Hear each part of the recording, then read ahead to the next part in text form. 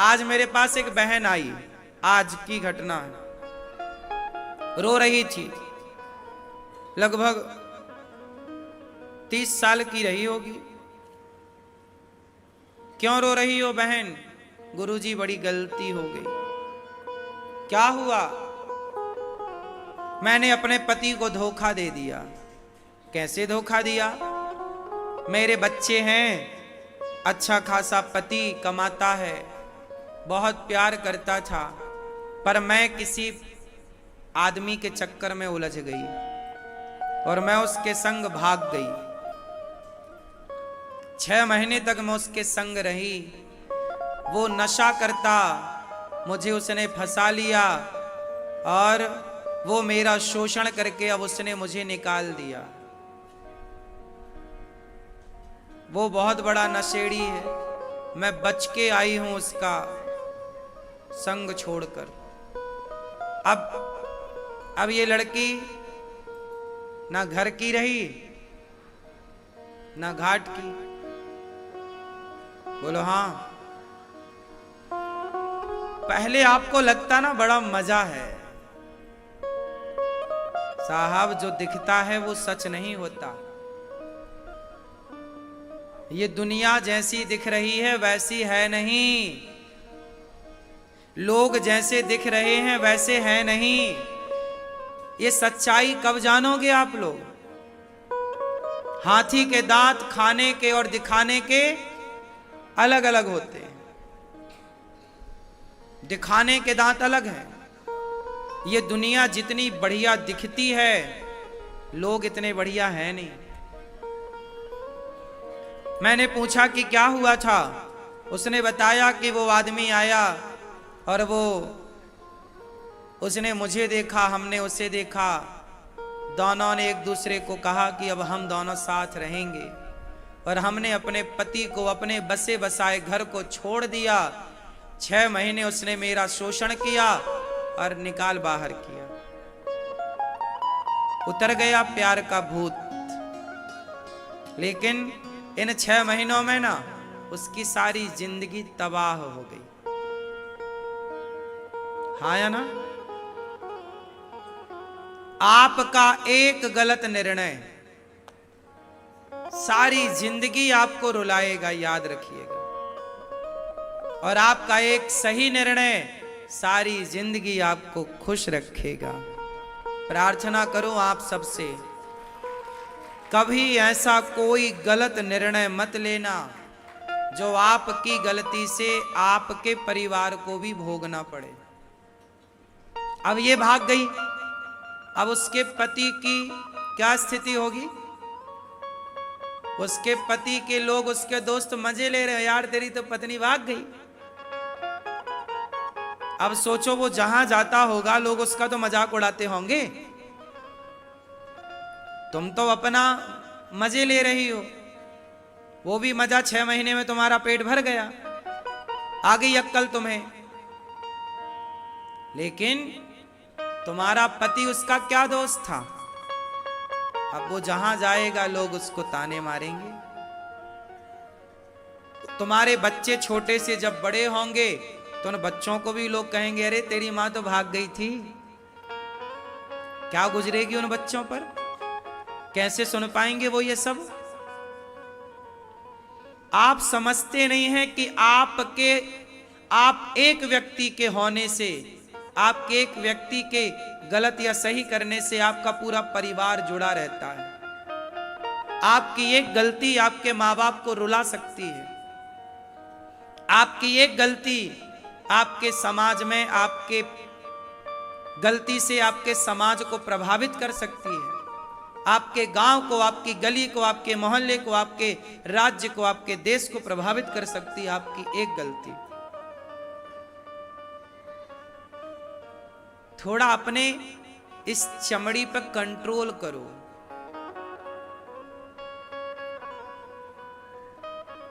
आजाद मत छोड़ो इससे, वरना देखना खून के आंसू रुलाएंगी तुम्हें। ये तुम्हारी इच्छाएं। रावण की इच्छाओं के कारण उसका सत्यानाश हो गया। 1,00,000 बेटे थे रावण के। कितने बेटे थे? और 1,25,00,000 नाती थे। सोने की लंका का राजा था, पर उसके चंचल मन ने, उसकी अनियंत्रित इंद्रियों ने, उसकी काम वासना ने लंका में उसके 1,00,000 बेटों का सर्वनाश कर दिया कि नहीं? गलती रावण ने की और भोगा किसने? उसके 1,00,000 बेटों ने और 1,25,00,000 नाती ने। गलती किसकी थी?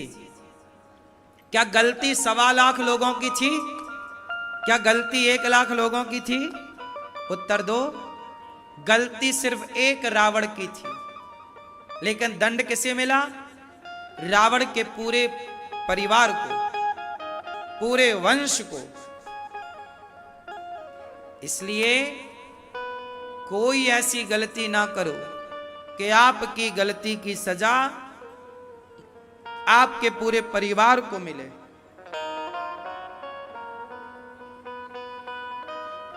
बिना विचारे जो करें सो पाछे पछताएं, और काम बिगाड़ें आपनो जग में होत हंसाएं।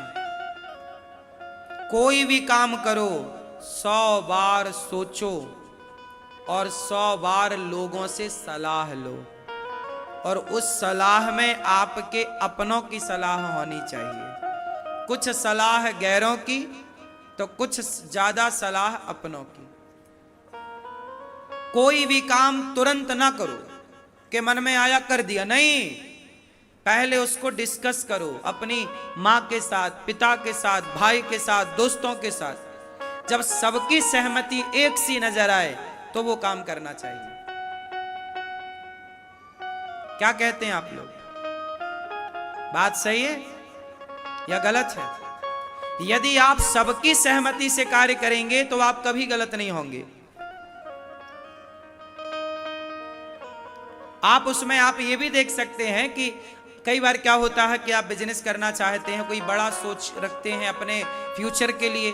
आपके माँ बाप बोलते नहीं बेटा इसमें नुकसान हो सकता, मत कर, तो फिर भी आप करते हैं, रिस्क लेते हैं। ठीक है, वो अपना सेल्फ डिपेंड डिसीजन ठीक है, लेकिन मैं और निर्णयों की बात कर रहा हूं।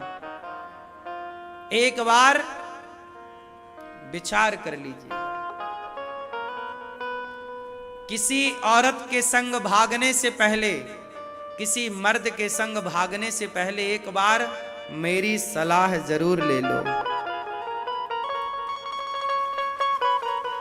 किसी के संग भागने का तुम्हारा भी प्लान है तो मेरे से डिस्कस कर लेना।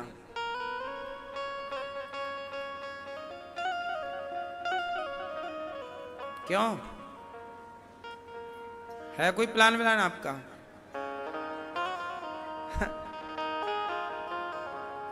ये कह रहा कि आपका कोई ऐसा प्लान है? नहीं, भागना तो नहीं है। पर आप शादी हो गई? ठीक है, अब तो नहीं जाना कहीं। कभी मन हो तो हमसे आके मिल लेना।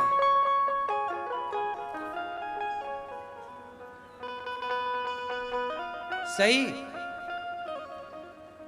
सब अच्छा ये बताओ, दर्पण क्या है? सबसे बड़ा आईना आप किसे मानते हैं? आप बताओ, सबसे बड़ा आईना, दर्पण, मिरर क्या है? हा? हम सबका सबसे बड़ा आईना क्या है? दर्पण क्या है? हम सबका सबसे बड़ा आईना आप बताओ।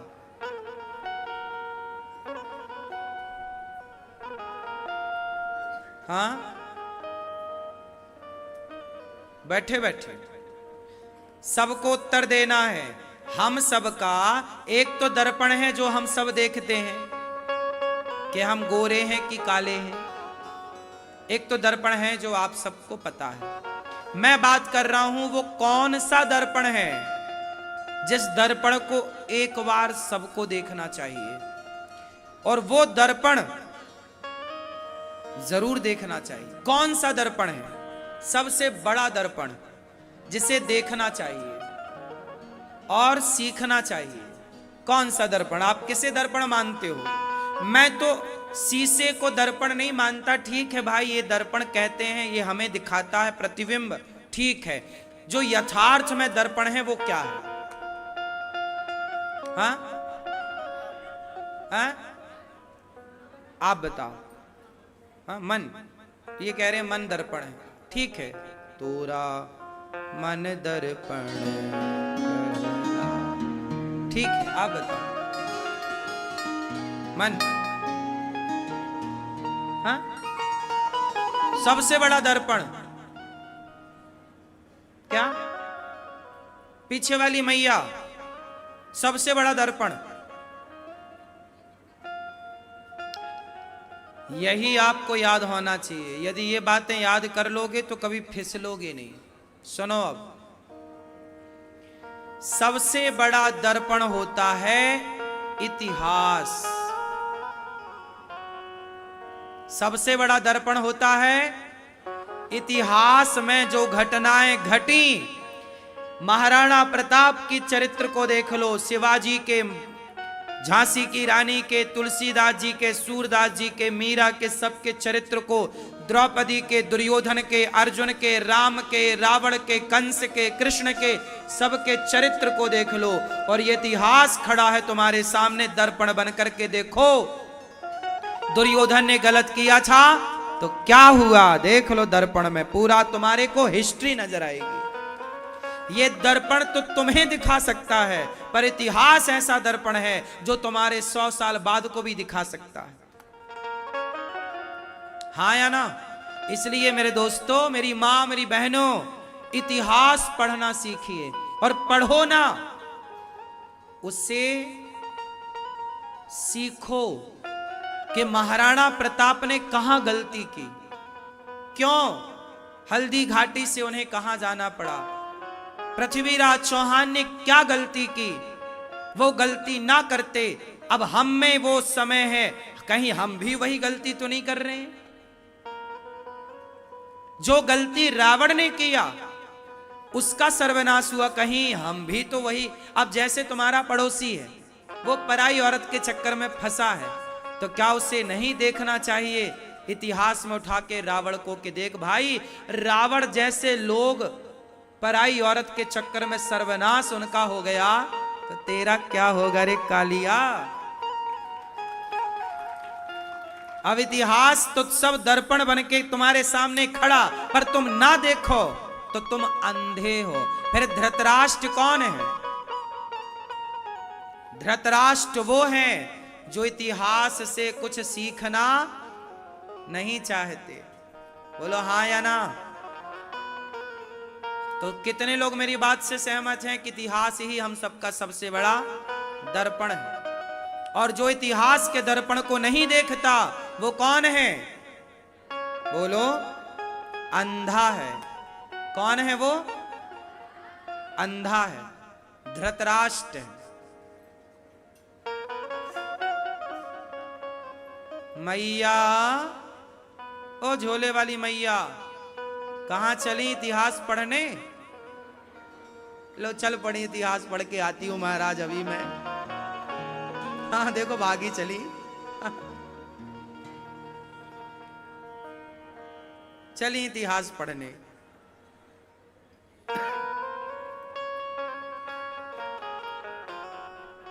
कलयुग के 4 कमरे, द्यूतम पानम स्त्रियः सूना मांस। राजा परीक्षित जी ने हाथ जोड़कर कहा, सुखदेव भगवान से मुझे 7 दिन में मरना है, मैं क्या करूं? 7 दिन में मरना है। जीवन बहुत थोड़ा है कि बहुत बड़ा है? बोलो, जीवन थोड़ा है कि बड़ा है? बोलो बोलो बोलो। लोग कहते हैं 4 दिनों की जिंदगी,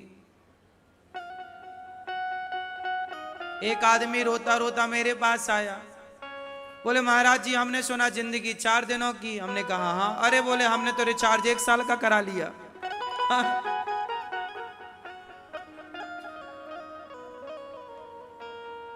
जीवन कैसा है? पानी केरा बुदबुदा, अस मानुष की जात, देखत ही छिप जाएगा ज्यों तारा प्रभात। बुदबुदा जानते हो? बुलबुला क्या होता है? बारिश में नहीं पानी के बुलबुले, पानी गिरता है आंगन में आपके, इतने इतने से बुलबुले। अच्छा वो पानी का जो बुलबुला होता है वो कितनी देर रहता है? थोड़ी देर रहता, अपने से फूट जाता, फिर दूसरी बूंद पड़ी, फिर एक बुलबुला उठा। ऐसे ही ये शरीर बुदबुदे की तरह, बुलबुले की तरह, पानी केरा बुदबुदा, मतलब पानी के बुलबुले की तरह शरीर है। आज है, अभी है, कल है, कल रहेगा, इसकी कोई गारंटी नहीं। अस मानुष की जात, जैसे सूर्य भगवान के आते ही तारा छिप जाते हैं, उसी तरह मृत्यु के आते ही आप छिप जाएंगे, समाप्त तो हो जाएंगे। हम बहुत थोड़े दिनों के लिए हैं, बहुत लंबा समय नहीं। 25, 50, 100 साल तो यूं बीत जाते हैं साहब। 25 साल तक तो देखो जवानी में कोई होश नहीं रहता। 25 के बाद थोड़ा जब शादी वादी हुई, थोड़ा होश आया कि अब तो नमक मिर्ची चाहिए, है ना। फिर उसके बाद जिम्मेदारियों का बोझा इतना आ गया कि जिम्मेदारियां पूरी करते करते ही आप 50 साल के हो गए। 50 साल के बाद पता चला यार अब तो आंखें थोड़ा कमजोर सी हो गई हमारी, अब तो थोड़ा घुटनों में थोड़ा प्रॉब्लम सी हो रही है, कमर अब जवाब देने लग गई। 50 के बाद आप इलाज कराना शुरू करते हैं तो डॉक्टर बोलता है लंबा इलाज चलेगा। 60-70 साल तक तो फिर इलाज ही चलता है। और आदमी इलाज कराने जाता है हॉस्पिटल, पता चलता है कि लोटे हो गए। हो गया। जीवन है ऐसा, थोड़ा सा जीवन है, इसी में आपको लड़ना भी है, झगड़ना भी है, सोना भी है, प्रपंच भी करना है। भगवान के लिए समय कितना है? अच्छे कामों के लिए समय कितना है?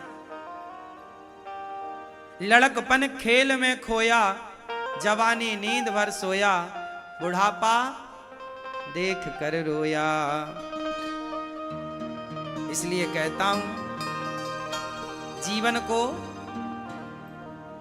ऐसे मत जाने दो, अच्छे काम कर लो।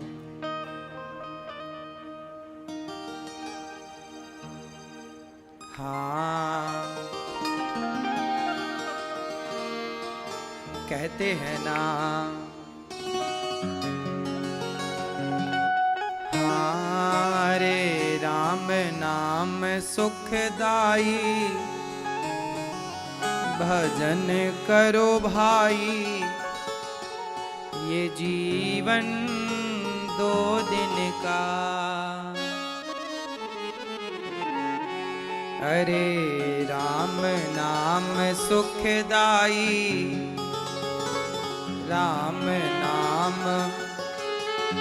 सुखदाई, भजन करो भाई, ये जीवन 2 दिन का। ये तन है जंगल की लकड़ी, ये तन है जंगल की लकड़ी, आग लगे जल जाई, भजन करो भाई, ये जीवन 2 दिन का।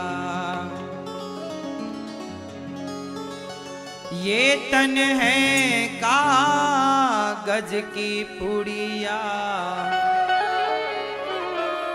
ये तन है कागज की पुड़िया, हवा चले उड़ जाई, भजन करो भाई, ये जीवन 2 दिन का।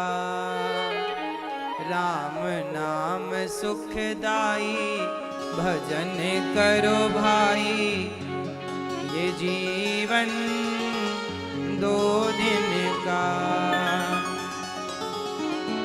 ये तन है माटी का ढेला, ये तन है माटी का ढेला, बूंद पड़े गल जाई, भजन करो भाई, ये जीवन 2 दिन का। ये तन है फूलों का बगीचा, ये तन है फूलों का बगीचा, धूप पड़े मुरझाई, भजन करो भाई, ये जीवन 2 दिन का। जीवन, परीक्षित जी ने कहा 7 दिन बचे हैं। सुखदेव भगवान ने कहा चिंता ना करो राजन, 7 दिन बाकी अभी है। वरी आने सते प्रश्न कृतो लोकहितम नृप, आत्मविद सम्मतः पुंसाम श्रोतव्यादिषु यः परम्। तुमने बड़ा उत्तम प्रश्न किया है। निद्रया ह्रियते नक्तम व्यवायेन चवावया, दिवाचार्थे हया राजन कुटुंब भरणेन वा। जीवन जिसका थोड़ा है वो क्या करे? आपका जीवन क्या है? थोड़ा सा। बहुत गई थोड़ी रही, बहुत गई थोड़ी रही, नारायण अवचेत, काल चिरैया चुग रही, निस दिन आयु खेत। बहुत चली गई साहब, थोड़ी सी बची है। क्या करें? अच्छे काम कर लो। निद्रया ह्रियते नक्तम व्यवायेन चवावया, दिवाचार्थे हया राजन कुटुंब भरणेन वा। तस्मात् भारत सर्वात्मा भगवान ईश्वरो हरि, श्रोतव्यः कीर्तितव्यश्च स्मर्तव्यश्चेच्छिता भयम्। सब में ईश्वर को देखो। हम जल्दी मर जाएंगे तो क्या करें? भगवान को देख लो। कहां? बताओ, आप भगवान को कहां देखते हो? सवाल आपसे, आप ईश्वर को कहां देखते हो? आप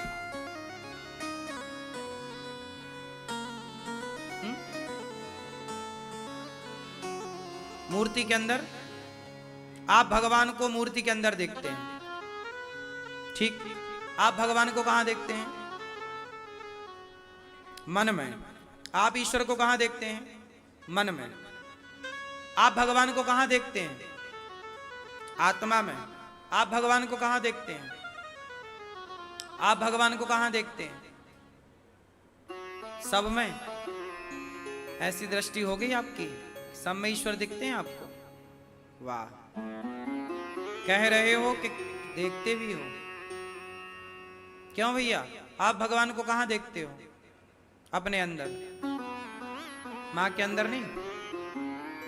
आप कहां देखते हैं भगवान को? हर जगह।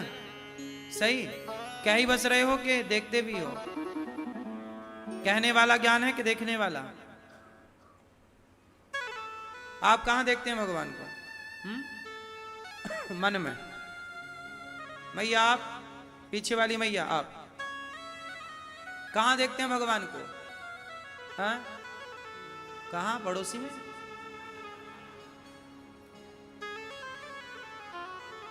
भगवान को आप कहां देखते हैं? कुछ लोग कह रहे हैं मंदिर में, मूर्ति में, अपने अंदर, अपनी आत्मा में, अपने मन में, अपनी बुद्धि में, सब जगह है। किसकी बात सही है? जो मूर्ति में देखे भगवान वो सही कह रहा है, जो मन में देखे भगवान वो सही कह रहा है, या जो सब जगह देखे भगवान वो सही कह रहा है? बोलो, सच्चाई, सत्य कौन कह रहा है? सच्चाई तो यह है कि आप जो कह रहे हैं वो केवल कह रहे हैं। ना तो मूर्ति में ही आपको भगवान दिख रहे हैं, ना तो मन में ही भगवान दिख रहे हैं, ना तो सब जगह दिख रहे हैं। ये बातें आपने सुनी हैं और सुनी सुनाई बातें आप कहते रहते हैं, वही परोसते रहते हैं। इससे कुछ ना होगा। अनुभव करना सीखिए। सब जगह सबसे उत्तम विचारधारा है कि मैं सब जगह ईश्वर को देखता हूं। सिय राम मय सब जग जानी, सर्वम खलविदम ब्रह्म। मैं सब जगह ईश्वर देखता हूं, ये विचारधारा उत्तम है। मैं मूर्ति में देखता हूं, मैं मन में देखता हूं, मैं बुद्धि में देखता हूं। इन सबसे ऊपर ये है कि मैं सब जगह देखता हूं, लेकिन कहीं मैं केवल कहता ही ना रह जाऊं। ऐसा हुआ, एक जंगल में एक संत जी गए, तो वहां बहुत सारे तोते थे। संत जी ने सारे तोतों को बुलाया, बोले तुम्हारी समस्या क्या है? बोले वो बहेली आता है, वो हमें फंसा के ले जाता है, कृपा करो महाराज कि हम बचें। तो संत जी ने एक मंत्र दिया तोतों को, सुनो ये मंत्र का ध्यान रखना। बोलो एक बहेलिया आएगा, बोलो एक बहेलिया जाल बिछाएगा, दाना डालेगा, खाना मत, फंस जाओगे। सुनो, एक बहेली आएगा, जाल बिछाएगा, दाना डालेगा, खाना मत, फंस जाओगे। अब सारे तोतों ने याद कर लिया, एक बहेली आएगा, जाल बिछाएगा, दाना डालेगा, खाना मत, फंस जाओगे। अब तो गुरुजी ने देखा कि चेलों को याद हो गया। अब तो पूरे जंगल में तोता उड़े तो गाना गा दे, एक बहेली आएगा, जाल बिछाएगा, दाना डालेगा, खाना मत, फंस जाओगे। गुरुजी को लगा सारे तोते ज्ञानी हो गए, अब ये फंसने वाले नहीं। अब संयोग से उस जंगल में एक बहेली आ गया, पर बहेली आया तो सारे तोते बोले एक बहेली आएगा, जाल बिछाएगा, दाना डालेगा, खाना मत, फंस जाओगे। बहेलिया बोला भैया ये तो सब जानते हैं, ये तो हमारे बारे में जानते हैं। पर बहेलिया बोला अब आए हैं तो चलो जाल बिछा देते हैं, शायद कोई अज्ञानी हो जो फंस जाए। जाल बिछाया, बहेलिये ने दाना डाला तो सारे तोता फुर्र से आके जाल में बैठ गए, वो दाना खाए जा रहे हैं और चिल्ला रहे हैं एक बहेली आएगा, जाल बिछाएगा, दाना डालेगा, खाना मत, फंस जाओगे। सारे फंस गए और फंस गए।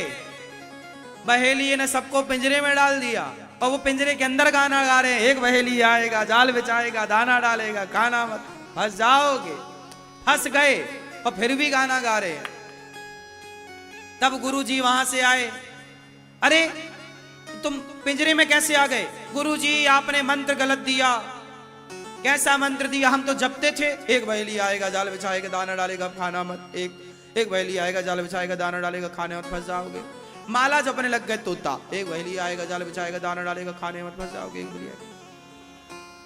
अब ये बताओ कि गुरुजी का मंत्र गलत था या तोतों ने समझा गलत? बोलो, हाँ? क्या मंत्र गलत था? मंत्र गलत था बेटा?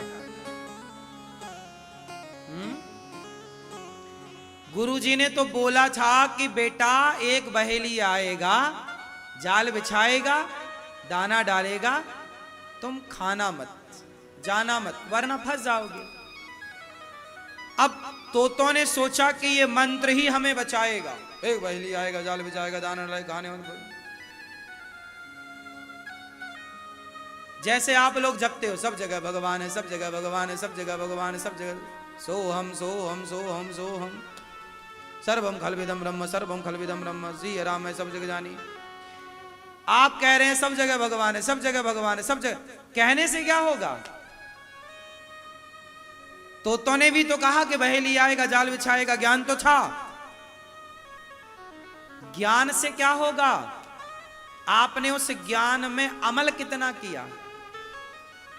तोते गुरुजी ने ये कहा था, बेटा बहेली आएगा, तुम्हें फंसना नहीं है, मानना था ना, माने नहीं, जपते रहे, हाँ या ना, सब फंस गए।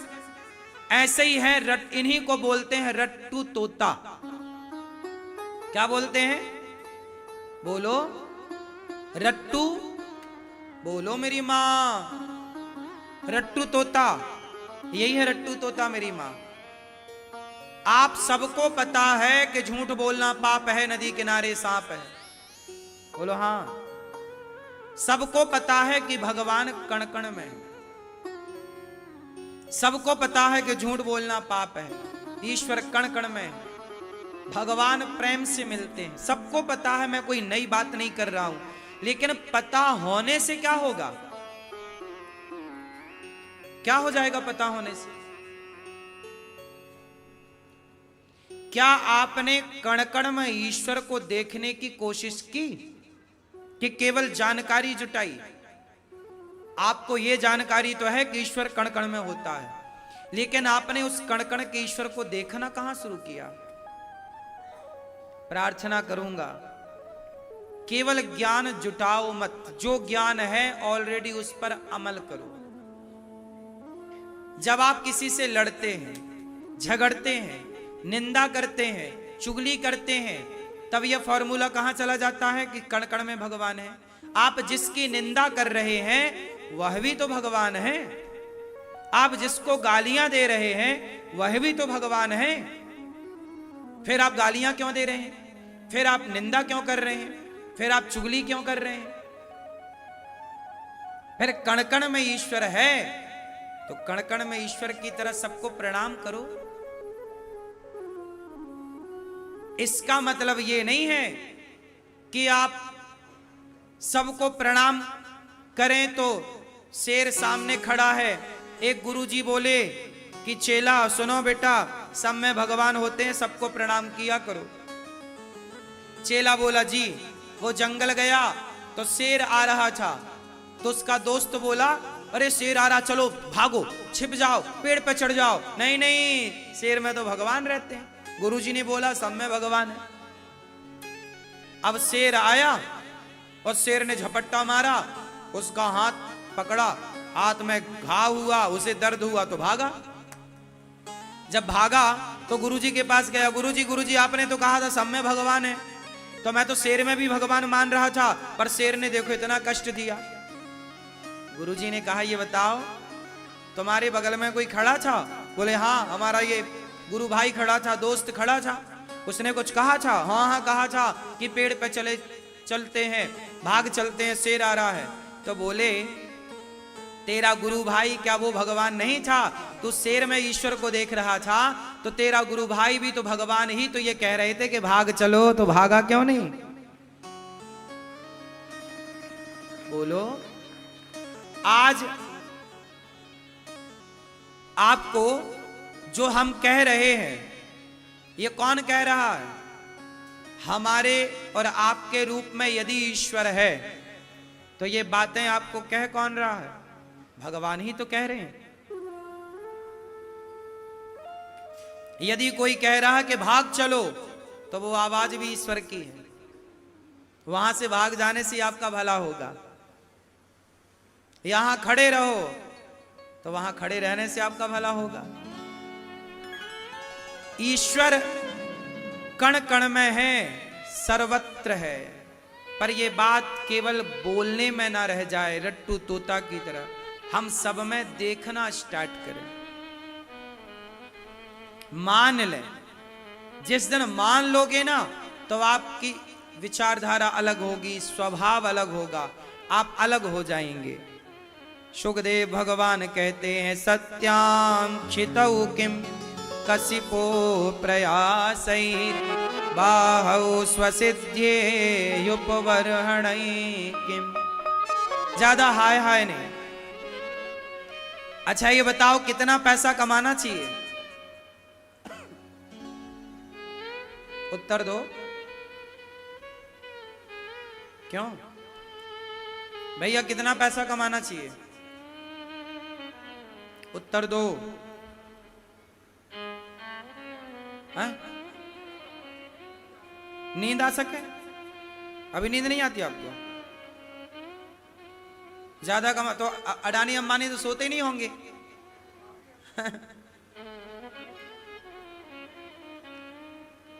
ये परिभाषा आपकी सही नहीं है। चलो, कितना पैसा कमाना चाहिए भैया?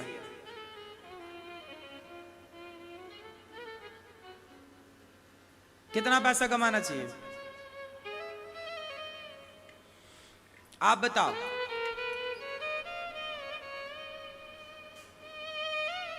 ठीक है, दादाजी बताएं, चश्मा वाले, कितना पैसा कमाना चाहिए? हाँ? आप बताओ कितना पैसा कमाना चाहिए? मैया बताओ पीछे वाली, कितना पैसा कमाना चाहिए? हाँ हाँ बताओ। इतना पैसा कमाना चाहिए जितने से हमारी सारी जरूरतें पूरी हो जाएं। क्या पूरी हो जाएं? बोलो बोलो। जरूरत। और जरूरत क्या है? रोटी, कपड़ा, मकान और शिक्षा। इसके बाद आती है इच्छा। एक होती है जरूरत, एक होती है इच्छाएं। बताओ क्या पूरी हो सकती है और क्या पूरी नहीं हो सकती? जरूरत पूरी हो सकती है, पर इच्छाएं रावण की पूरी नहीं हो सकी। और आजकल के लोग किसके पीछे भाग रहे हैं? जरूरत के पीछे कोई नहीं भाग रहा है। सारा संसार इच्छाओं के पीछे भाग रहा है। यदि आप जरूरतें पूरी कर लो तो आप जितना सुखी कोई नहीं। हम ये नहीं कहते कि आपके पास पैसा ना हो, खूब पैसा हो, पर इतना पैसा हो कि जितने पैसे से आप मुस्कुराएं, तनाव मुक्त रहें, टेंशन फ्री रहें। अब इतना पैसा कमाए कि आप पत्नी से बात करने का ही टाइम नहीं, बच्चों के संग खेलने का ही टाइम नहीं। पैसा बहुत कमाना चाहिए, पर कितना? पैसे का कोई अंत नहीं है। सारी जिंदगी आदमी कमाता है और पैसे कमा कमा के आदमी मर जाता है। क्या रह जाता है? आपकी अच्छाइयां रह जाती हैं। इसलिए राम इतना दीजिए कि जामे कुटुंब समाए, मैं भी भूखा ना रहूं कोई साधु ना भूखा। ये सिद्धांत रहा है पुराना कि हम भी भूखे ना रहें और हमारे द्वार से कोई भूखा। पहले व्यक्ति की जरूरतें तो हुआ करती थी, इच्छाएं किसी की नहीं थी। इसलिए पहले के लोग सुखी थे। आज के लोग सब कुछ होने पर भी सुखी नहीं है, क्योंकि इच्छाएं जरूरत से ज्यादा है। बात समझ में आई मेरी मां? बोलो, कितना पैसा कमाना चाहिए? जितने से हमारी जरूरतें, और ज्यादा पैसा है तो फिर हम उनसे औरों की जरूरतें पूरी करने लग जाएं। जैसे किसी बेटी का ब्याह करा दिया आपने, किसी भूखे को भोजन दे दिया आपने, किसी के लिए घर बनवा दिया आपने। आपकी इच्छाएं पूरी हो गई तो अब औरों की इच्छाएं पूरी करने में अपने जीवन को लगाओ, अपने धन को लगाओ। यही धन है, यही जीवन है। कमा कमा के लोग तिजोरियां भर रहे हैं, बैंक बैलेंस बना रहे हैं। इतने की आवश्यकता नहीं है। बच्चों के लिए कमा के रखने की बिल्कुल जरूरत नहीं है। बच्चों को योग्य बनाओ, पढ़ाओ लिखाओ, काबिल बनाओ, उनमें इतने गुण दे दो कि वो खुद कमा के खाएं। आपको उनके लिए जोड़ने की जरूरत नहीं है। हाँ या ना? भगवान हाय हाय से बचते हैं और बचाते हैं। भगवान देखो कैसे में खुश रहते हैं। जब भगवान श्री कृष्ण शांति दूत बनकर आए दुर्योधन के पास, 5 गांव मांगा कि 5 गांव दुर्योधन को दे दो। दुर्योधन वह भी दे न सका, आशीष समाज का ले न सका। भगवान ने कहा था 5 गांव दे दो, दे दो अपने 5 ग्राम, रखो अपनी धरती तमाम। पर दुर्योधन वह भी दे ना सका। 5 गांव क्या, मैं सुई की नोक बराबर जमीन नहीं दूंगा। जब आपकी जरूरत से ज्यादा लालच इच्छाएं बढ़ जाती हैं तो फिर आपका पतन हो जाता है। दुर्योधन इतना लालची हो गया कि कौरवों पांडवों का भी धन रख लिया। भगवान ने कहा पांडवों को 5 गांव दे दो, नहीं दिया। भगवान को बांधने चला। भगवान ने कहा दुर्योधन अब मैं चला। बोला मेरी मां ने 56 भोग बनाए हैं, कन्हैया कुछ खाओ। भगवान बोले हम आपके घर नहीं खा सकते, हमारा निमंत्रण विदुर जी के यहां, विदुरानी के यहां। हमारा निमंत्रण किसके यहां है? विदुर जी और विदुरानी के यहां। विदुर जी के यहां कुछ भी नहीं था खाने के लिए, कुछ भी खाने का नहीं। भगवान गए तो क्या खवाए काकी जी ने? क्या खवाए थे भैया? केले के छिलके। केला ले आई तोड़कर। भगवान आए बैठे तो वो इतना भाव विभोर हो गई काकी विदुरानी कि वो छिलका छीलती और फल को फेंकती जाती और भाव में विह्वल होकर छिलके पकड़ाती जाती और भगवान छिलके खाते जाते। अब बताओ भगवान की इच्छाएं क्या है? भगवान खुश कैसे रहते हैं? सुनो, खुश रहने का एक मंत्र छिपा है यहां पर। खुश रहना है तो क्या करना पड़ेगा बताओ आप लोग? आप बताओ क्या करना पड़ेगा? आप बताओ खुश रहने के लिए क्या करना पड़ेगा? कुछ भी सही गलत कुछ भी सही है, क्या दिक्कत है? कोई पैसे थोड़ी खर्च हो रहे हैं।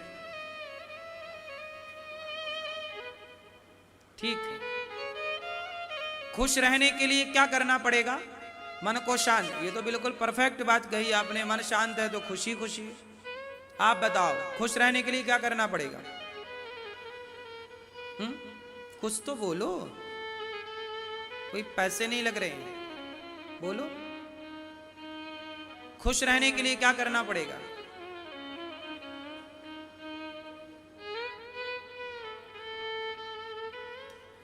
इस संसार में सबसे सुखी कौन है? बस आप बताओ। जिसके पास ये है वो सबसे सुखी है। वो क्या है? क्या? ठीक, भगवान कृष्ण के पास क्या है? छिलके खवाए जा रहे हैं तो भगवान छिलके खा रहे हैं। चावल खवाए गए सुदामा के द्वारा तो चावल, जूठे बेर खवाए गए तो भगवान ये नहीं कहते कि ये क्या खवा रहे हो, हम ये खाएंगे क्या? ना, जो मिल रहा है हमारे भगवान उसमें क्या है? संतुष्ट हैं और प्रसन्न हैं। जीवन में सुखी रहना है तो भगवान से सीख लो कि हर हाल में जो मिल जाए उसे प्रेम से स्वीकार कर लो, संतोष रखो उसमें। बहुत है। भक्तों के दिए छिलकों से भगवान खुश हो गए और वो छिलका खिलाने वाली काकी विदुरानी आज जब तक उसकी कथा ना सुनी और सुनाई जाए तब तक भागवत की कथा पूरी नहीं होती। ये देखो, इतनी महानता भगवान की उसे इतना बड़ा बना दिया। देखो जरा, दुर्योधन की मेवा त्यागी, साग विदुर घर खाई, सबसे ऊंची प्रेम सगाई। इस धरती पे ऐसा कोई कवि ना होगा जिसने कृष्ण और विदुरानी के प्रसंग को ना लिखा हो, कृष्ण और सुदामा के चरित्र को ना लिखा हो, राम और शबरी के बारे में ना लिखा हो। देखो, कोई लेखक की लेखनी पूरी नहीं होती इनके बिना। जब तक दो चार बातें इनके लिए ना लिखी जाए तब तक कोई कवि पवित्र नहीं होता, उसकी लेखनी पवित्र नहीं होती। ये भगवान क्या है? हमारे भगवान संतुष्ट हैं। भूख नहीं है कि 56 भोग हो, भूख नहीं है कि ठाट बाट हो, प्रेम हो। और प्रेम से छिलके दोगे ना, स्वीकार है। बेर दोगे ना, स्वीकार है। इसलिए आप भी आपका पति 100 रुपए की साड़ी दे या 500 की, प्रेम से देता है, उसे लेकर प्रसन्न होना चाहिए। कुछ लोग होते हैं जो छोटा सा गिफ्ट तो लेते ही नहीं, बड़ा चाहिए, बड़ा तोहफा लाओ। ये क्या दे रहे हो? भगवान भी बोलते क्या खवा रही हो छिलका।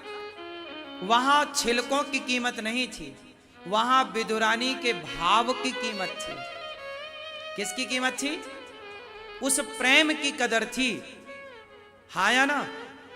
आप ये मत देखिए कि मैं आपको क्या खिला रहा हूं, आप ये देखिए कि मैं आपको किस भाव से खिला रहा हूं।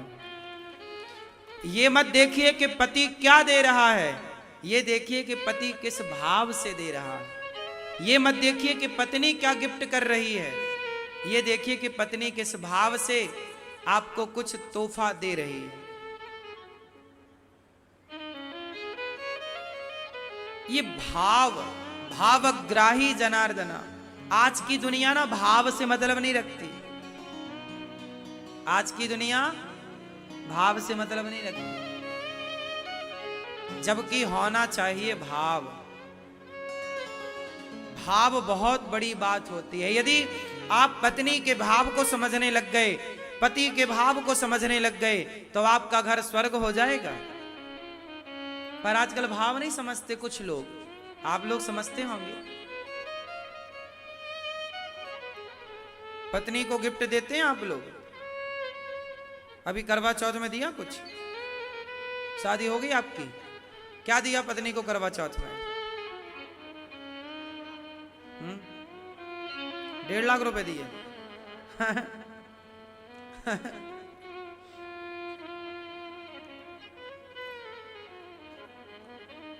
पैसे दे दिए पूरे।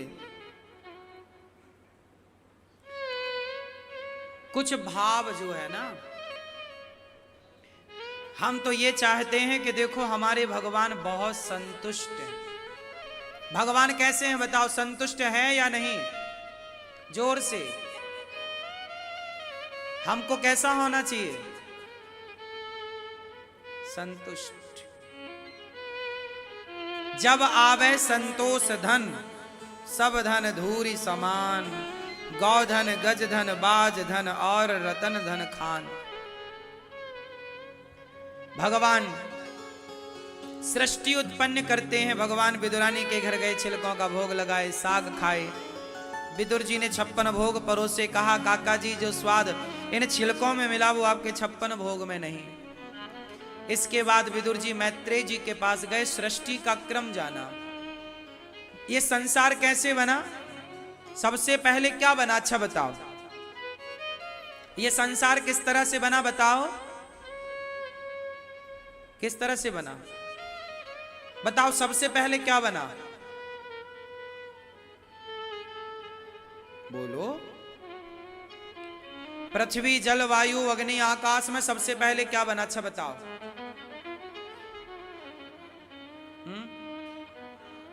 आकाश। फिर क्या बना? वायु। फिर क्या बना? अग्नि। फिर जल। फिर पृथ्वी। आप बताओ क्या बना? ये सही कह रहे हैं गलत कह रहे हैं? आप क्या कह रहे हैं? क्या बना सबसे पहले? पृथ्वी, जल, वायु, अग्नि, आकाश में पहले क्या बना? सवाल आपसे।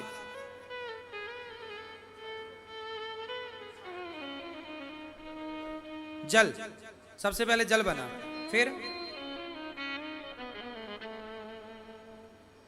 सबसे पहले क्या बना? आकाश, फिर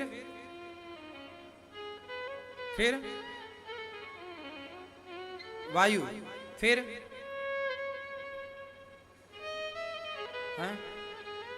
अग्नि, फिर सबसे पहले क्या बना? जब ये सृष्टि बनी तो सबसे पहले क्या बना? सुनो, इन्होंने सही क्रम बताया। सबसे पहले बना आकाश। आकाश से वायु। जैसे देखो मैं कहां बैठा हूं, आकाश में, ये खाली स्थान आकाश ही होता है। आपके मुंह में भी आकाश है, आपके पेट में भी आकाश तत्व है ना। जो खाली स्थान है वो आकाश तत्व मान लेना चाहिए, हाँ या ना? बोलो हाँ। घड़े के अंदर जो खाली स्थान है घड़े में, वो क्या है? आकाश तत्व है। अब देखो आकाश में खड़ा हो के यूं हाथ घुमाऊं तो क्या निकलेगी?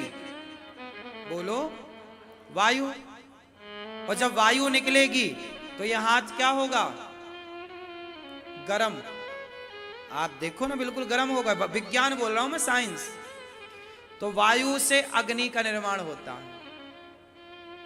और जब अग्नि, मेरा हाथ गरम होगा तो अग्नि बन गई। अग्नि मतलब गरम। फिर अग्नि जब निकली तो फिर क्या निकलेगा? पसीना। क्या निकलेगा? पसीना मतलब जल। और फिर जब जल निकलेगा तो शरीर का सारा मैल निकल जाएगा। मतलब क्या निकल जाएगा? पृथ्वी तत्व। इस तरह से सबसे पहले आकाश का निर्माण हुआ, फिर वायु का, फिर अग्नि का, फिर जल का, फिर पृथ्वी का। इस तरह ये क्रम चला। शास्त्र ऐसा मानते हैं, साइंस भी ऐसा मानता है। अब भगवान की सृष्टि कैसे हुई वो आप सुनो। सबसे पहले भगवान श्रीमन नारायण की नाभि से कमल उत्पन्न होता है। लोग कहते हैं कि संसार को भगवान ने बनाया, तो भगवान को किसने बनाया? बताओ, भगवान को किसने बनाया? आप बताओ। जब सब कुछ भगवान ने बनाया, कितने लोग मानते हैं कि सब कुछ भगवान ने बनाया? आप मानते हो? तो ईश्वर को किसने बनाया? उत्तर दो। भगवान को किसी ने नहीं बनाया। क्यों? क्योंकि भगवान अजन्मा है, उनसे सब बनता है, पर वो अखंड है। उनका नाम, जो जन्मा है वो मरेगा, हम जन्मा है तो मरेंगे, पर भगवान अजन्मा है, वो मरेंगे क्यों जब जन्म नहीं लिया? तो भगवान, इसलिए भगवान को माता पिता कह, त्वमेव माता च पिता। वो सबके माँ बाप हैं, सब लोग वहां से आए हैं, पर भगवान अमर है, अजन्मा है। भगवान का नाम है अविनाशी। क्या नाम है? अविनाशी मतलब जिसका कभी विनाश ना हो, वो है नारायण, जो जल में लेटे हैं। नार कहते हैं जल में, जो जल में शयन करें उन्हें नारायण कहते हैं, हाँ या ना? तो नारायण, भगवान नारायण के नाभि से कमल उत्पन्न हुआ। कमल में ब्रह्मा जी प्रकट भये, और ब्रह्मा जी ने भगवान शिव को अपनी भ्रकुटी से प्रकट किया। तो ये तीन तत्व तैयार भये, ब्रह्मा, विष्णु और Mahesh.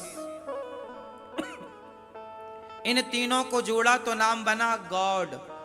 GOD, God. G for generator, O for operator, D for destroyer.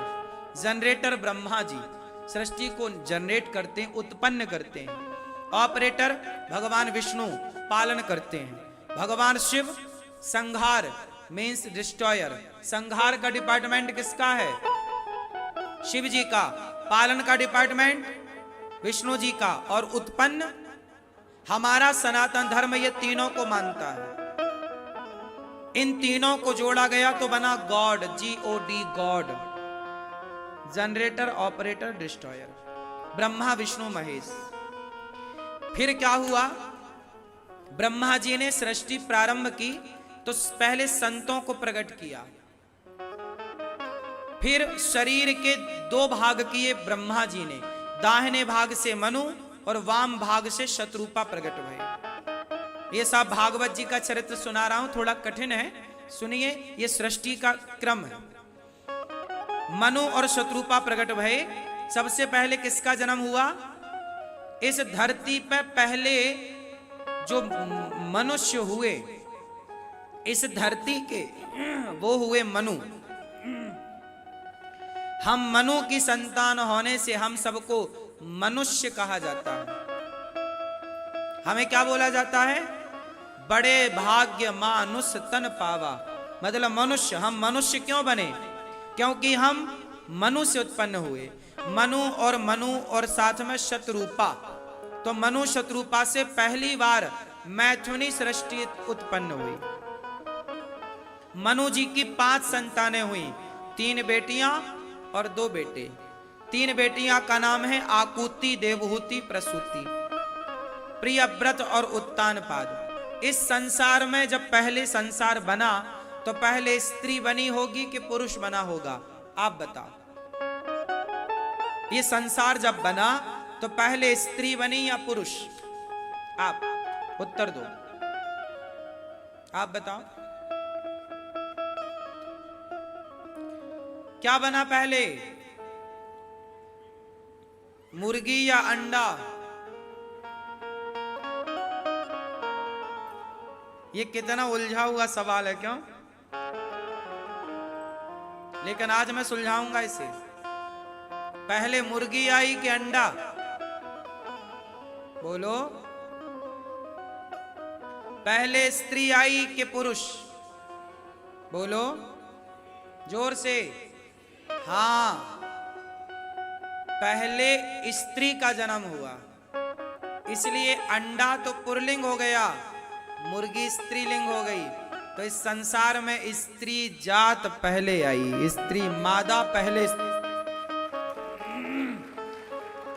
इसलिए हमारे यहां पहले कहते हैं सीता, फिर कहते हैं राम, पहले कहते हैं राधा, फिर कहते हैं श्याम, पहले कहते हैं लक्ष्मी, फिर कहते हैं नारायण, पहले कहते हैं गौरी, फिर कहते हैं शंकर, पहले कहते हैं माता, फिर कहते हैं पिता। हाँ, क्योंकि पहले किसका प्रकट जन्म हुआ? पहले स्त्री, इसलिए कहते लेडी फर्स्ट। स्त्री पहले आई, पुरुष दूसरे नंबर। इसलिए सदा सारे अधिकार स्त्री को दिए गए। विद्या का अधिकार सरस्वती जी, पैसे का अधिकार लक्ष्मी जी, शक्ति का डिपार्टमेंट दुर्गा,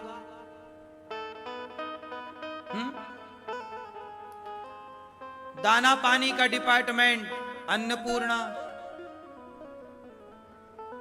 हाँ या ना? विद्या की देवी सरस्वती। पुरुषों के पास बचा क्या सिवाय तांडव करने के?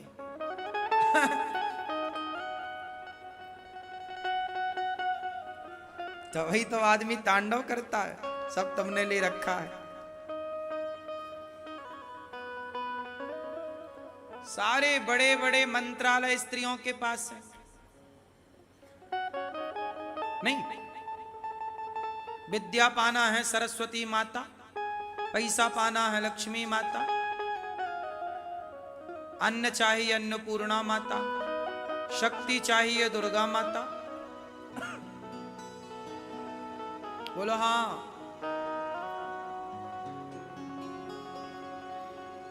इसलिए देवियों के जितने भी स्थान होंगे पहाड़ों पर होंगे।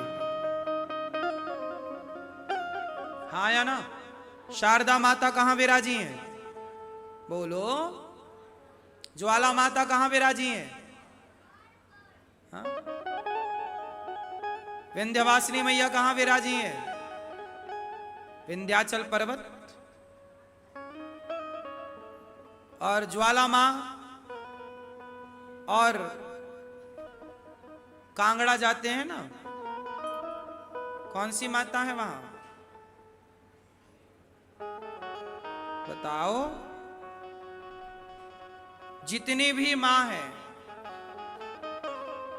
चाहे केला मां हो, चाहे शारदा मां हो, चाहे कोई भी मां हो, सारी माओं के मंदिर अधिकांश आपको ऊपर मिलेंगे पर्वतों में। वैष्णव देवी कहां विराजी हैं? वैष्णवी मैया कहां है? पहाड़ में। क्यों? बड़े को ही ऊंचा स्थान मिलता है। मां बड़ी है। मां मां मां, इसलिए तो कहते हैं मां सबसे बड़ी है तू। ओ माई सबसे बड़ी है तू, सबसे बड़ी है तू। ओ माई सबसे बड़ी है। इसलिए सबका त्योहार एक एक दिन का होता है, पर मां का त्योहार 9 दिन का होता है। बोलो हाँ। रामनवमी आई, एक दिन में आके चली गई।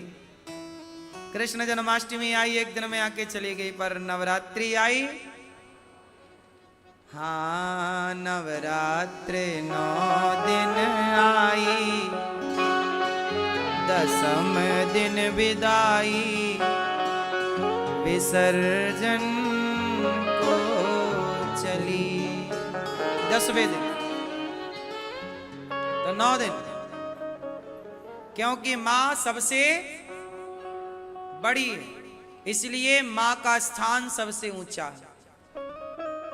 फिर पिता का स्थान दूसरे नंबर पर। हाँ या ना? तो पहले किसका जन्म हुआ, मां या पिता? मां। उस पहली स्त्री का नाम बताओ। आकुति, देवहूति, प्रसूति। 3 स्त्रियां। मनु जी के 3 बेटियां। आकुति का विवाह रुचि प्रजापति से हुआ। इसलिए नारी का सम्मान किया करो। किसका सम्मान करोगे? बोलो। नारी का सम्मान किया करो। नारी के कितने रूप होते हैं? आप बताओ, नारी के कितने रूप होते हैं? 100, 2, 9, गिना दो 9। नारी के रूप कितने होते हैं?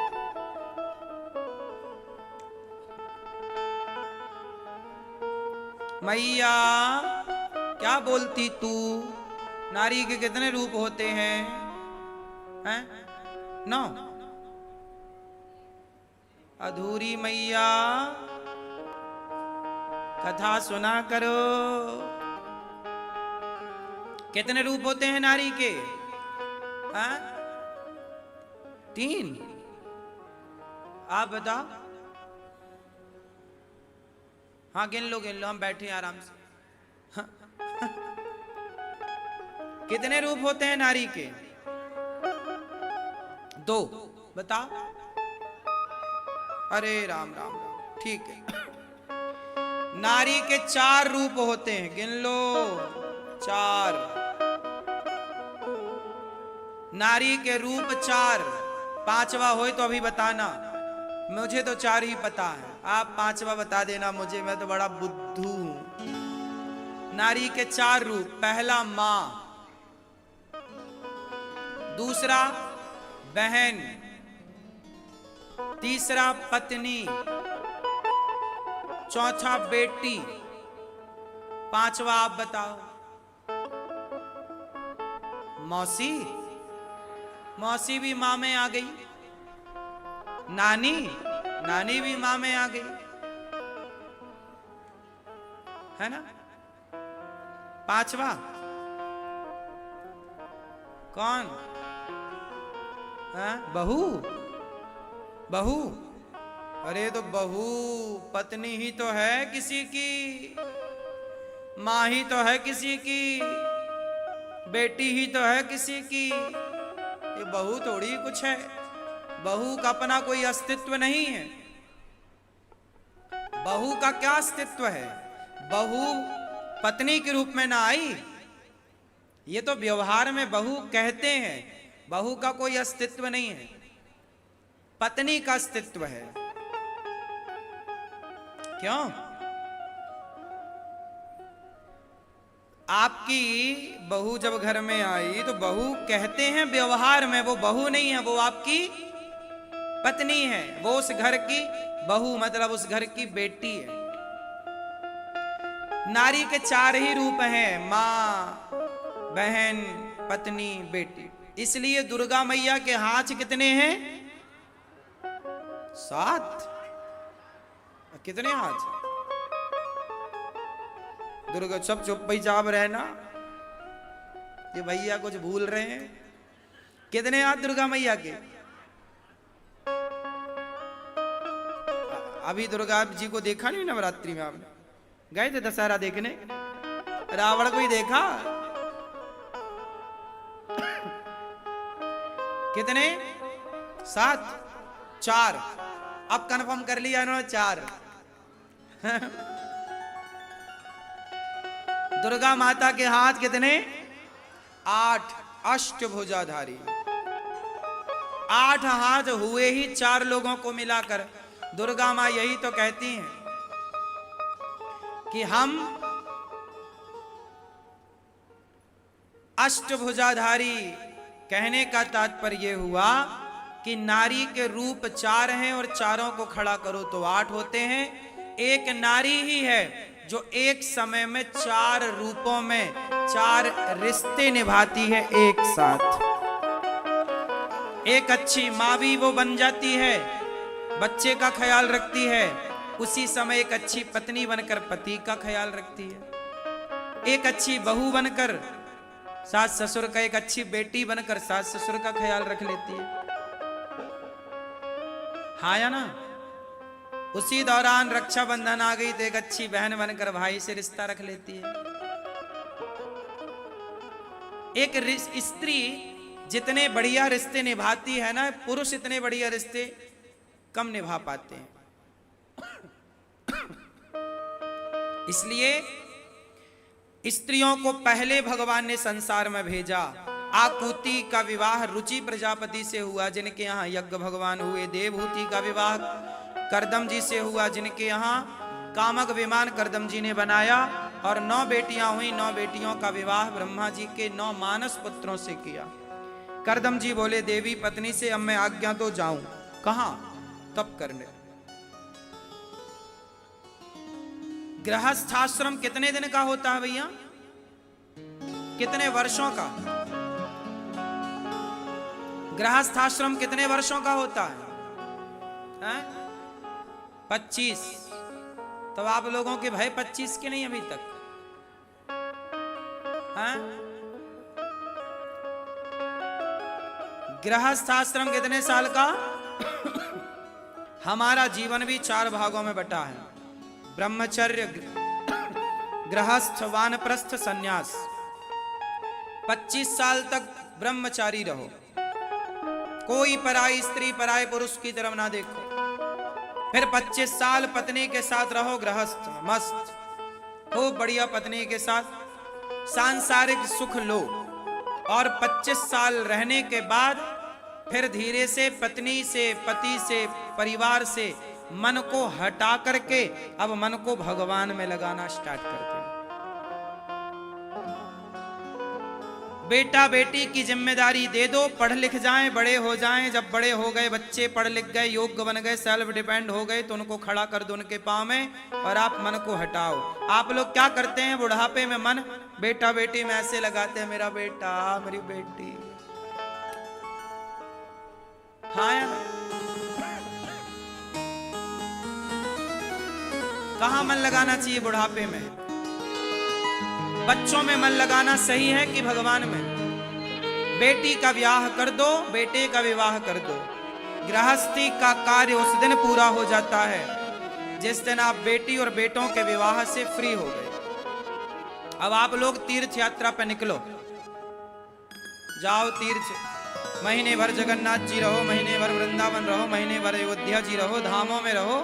जो पैसा जवानी में कमाया है कुछ हिस्सा बच्चों को देकर सेल्फ डिपेंड बनाओ और आप अपने पैसे को सही जगह खर्च करो, दान पुण्य में लगाओ, भजन करते करते कथा सुनते सुनते जीवन पूरा हो। क्यों? थोड़ा भ्रमण करो, दुनिया देखो कैसी है। तुम बुढ़ापे में घर में ही घुसे हो, रोज सास बहू की तूतू मैं चल रही है, लेकिन फिर भी तुम्हारा मन नहीं हट रहा है। एक आदमी आया रोते रोते, महाराज जी बेटे ने घर से निकाल दिया,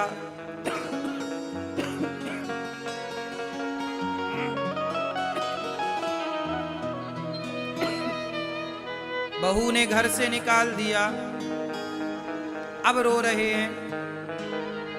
संत जी ने कहा ये बताओ,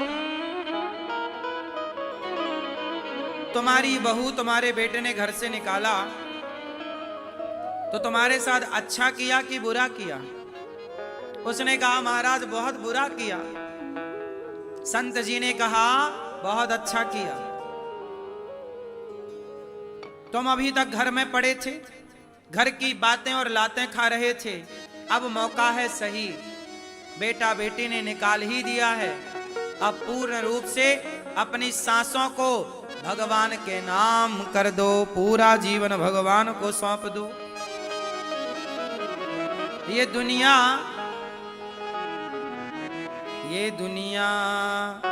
ये महफिल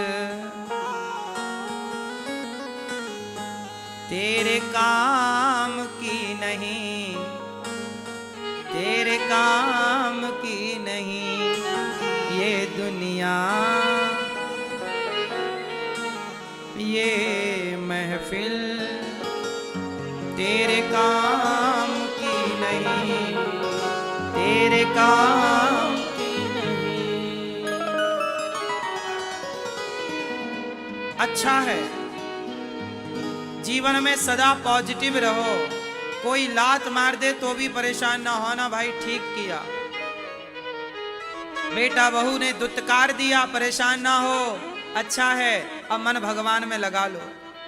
ना दुत्कारते, रावण ना मारता लात विभीषण को, तो क्या विभीषण को राम मिलते? इसलिए कोई दुत्कार दे तो भी परेशान ना होइए, इसी बहाने भगवान की शरण में आ जाओ। प्यार मोहब्बत से आ जाते तो लातें क्यों खानी पड़ती? तुम प्यार से घर छोड़े ही नहीं। इसलिए कहता हूं महीने 2 महीने रहो तीर्थ यात्रा में। मैया कहाँ चली तीर्थ यात्रा में? लो मैया को बुराई लग गई अभी चल पड़ी। अच्छा तो हम चलते हैं, मान मेरा कहना नहीं तो पछताएगा, मिट्टी का खिलौना मिट्टी में मिल जाएगा। सच्ची बताओ, बेटा बेटी से मन हटा के भगवान में लगाना सही है कि बेटा बेटा करते मरे? बताओ क्या करें? संसार में ज्यादा डूब ना जाना, बड़ी दुर्गति होगी साहब। संसार में उतना ही रहो जितने की जरूरत है, जरूरत से ज्यादा नहीं। अच्छा ये बताओ, समय से निकल जाना सही है कि गलत है? संसार में भ्रमण करना सही है कि गलत है? जब दुनिया देखोगे ना तो पता लगेगा, आप देखते ही नहीं। अपना घर से थोड़ा दुनिया देखो, कैसे लोग हैं, कैसा धोखा है, कि कौन अपना है कौन पराया, सब देखना चाहिए। जो जितना दुनिया देखता है वो उतना अनुभवी होता है। मैं कहता हूं दुनिया तुम देखने लग जाओ साहब, केवल दुनिया देख कर अपने आप तुम साधु हो जाओगे, संत हो जाओगे, अपने आप इच्छाएं आपकी समाप्त हो जाएंगी। आप कुछ देखते नहीं, लेकिन देखने की दृष्टि भी ऐसी हो कि आप देखकर सीखें। सीखेंगे तो दत्तात्रेय जी ने सबसे सीख लिया, सिखाती तो चीटी भी बहुत कुछ है, सीखना चाहो तो।